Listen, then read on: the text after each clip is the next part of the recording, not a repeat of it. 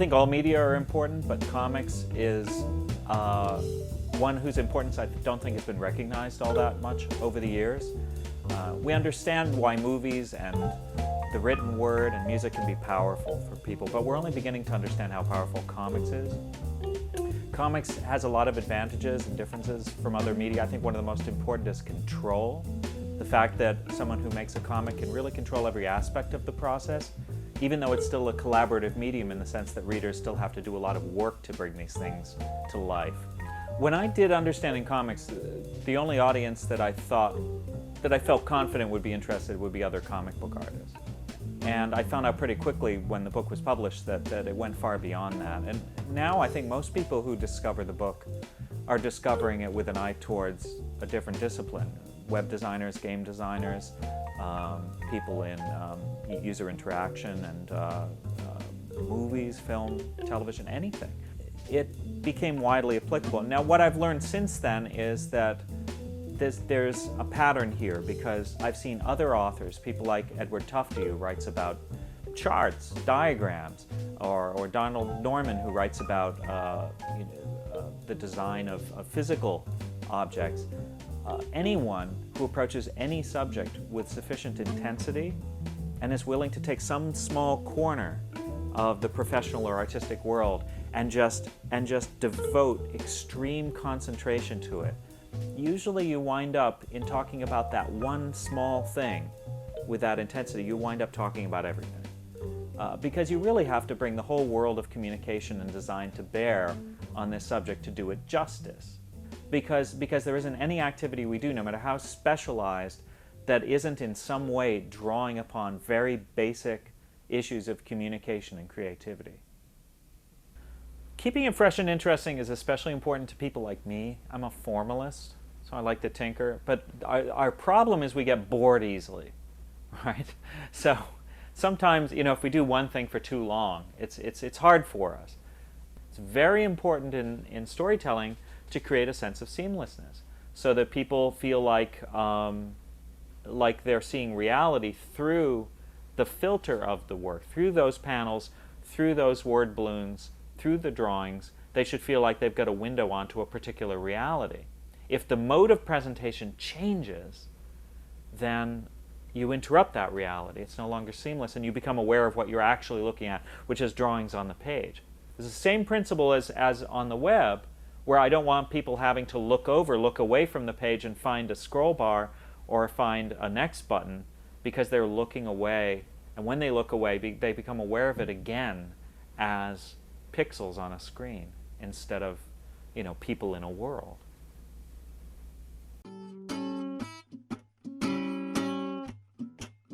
Well, probably when I think mentor, the first name that I think of is Will Eisner.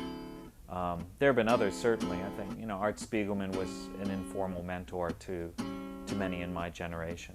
There have definitely been others, but Will Eisner was the one he was there first. He was one of the very first professionals that I met, who took time out to talk to me about my work, who supported me when my professional work came along, and who I always look forward to seeing and getting his ideas about life. I loved his attitude about comics, his forward-looking demeanor. He was always interested in the future.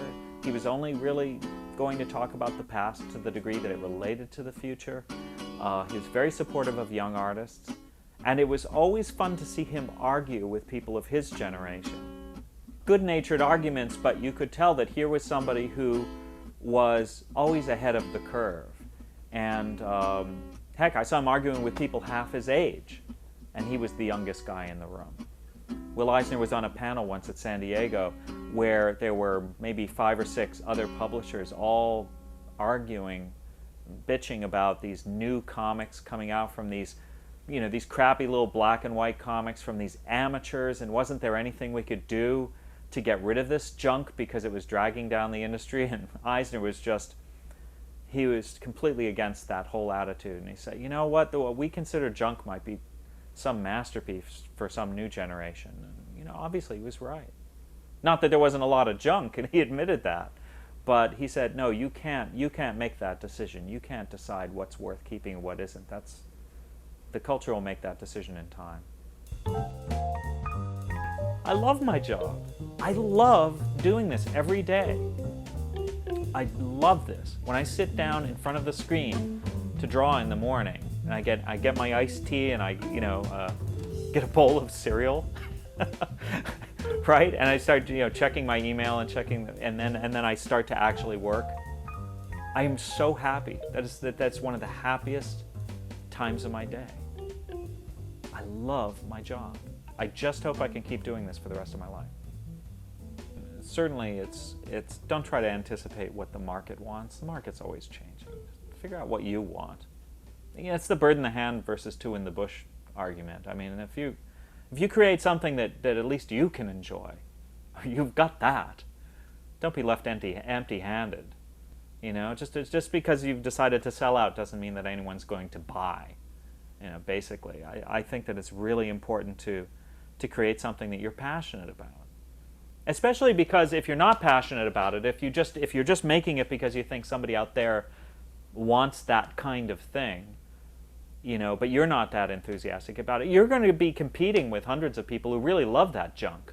But if you don't love it, you're going to do a shitty job. And then you have nothing. Might as well do something you love.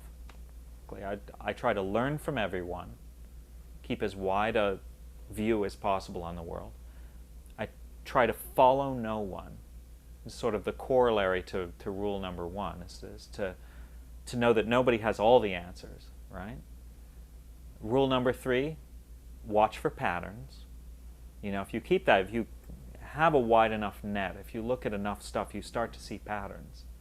And that's where the real innovations come from, is when you realize that these things have something in common, And then finally, work like hell, because all of that observation and calculation, all of it, no matter how much of it you do, it's going to be worthless unless you apply it in some sort of practical context. And I found that's been a pretty good template for learning generally.